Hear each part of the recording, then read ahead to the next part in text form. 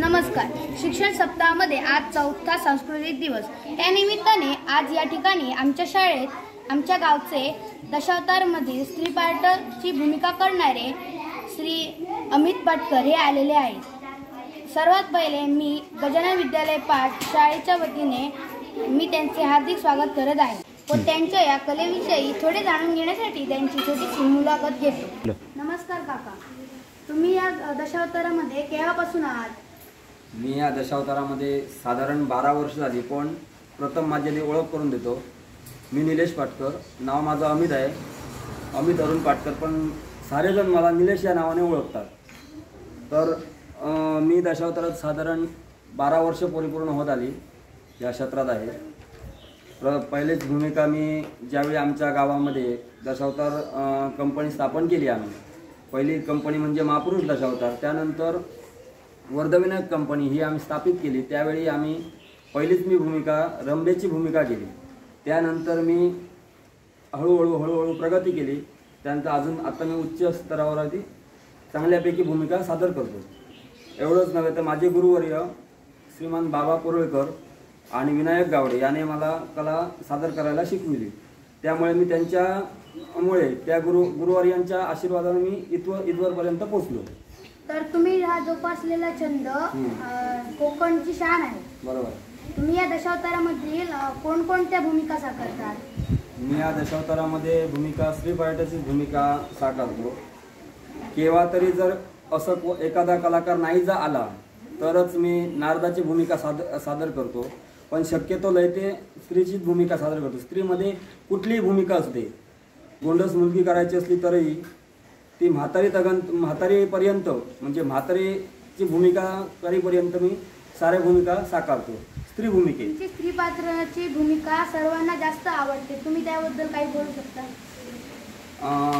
मी तुम्हाला असं एकच सांगू शकतो की ज्यावेळी आम्ही स्त्रीची भूमिका साकारतो त्यावेळी लोकांचा रिस्पॉन्स आम्हाला भेटतो. तो कसा, तर ज्यावेळी लोकांनी टाळ्या वाजवल्या तर ते आमचं खरं बक्षीस असतं.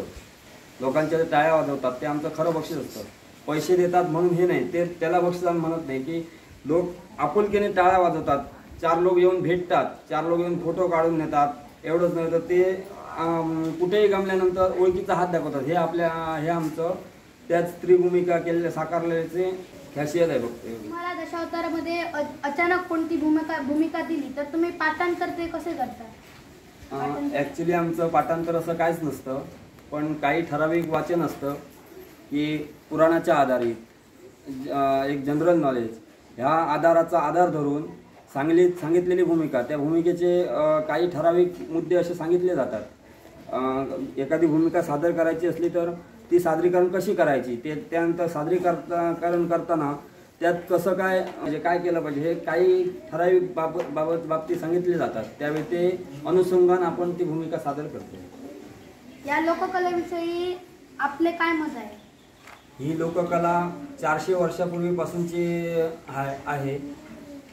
पहिलीच लोककला म्हणजे गोरे भटजी म्हणजे चंदवंकर गोरे, बाळकृष्ण गोरे हे जे पारंपरिक कंपनी आहेत त्यांनी 400 वर्षापूर्वीपासून कला आणली. म्हणजे त्यांनी बाहेरून ही कला इथवर आणली. त्यानंतर ती प्रस्थापित केली.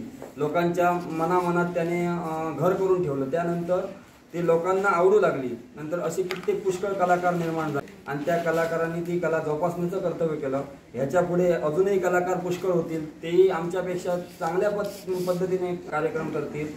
ते एवढंच नाही तर आमच्यापेक्षा भरपूर नावं कमवतील आणि ही कला अजरामर टिकून ठेवतील एवढा विश्वास आहे मला त्यांच्याविषयी.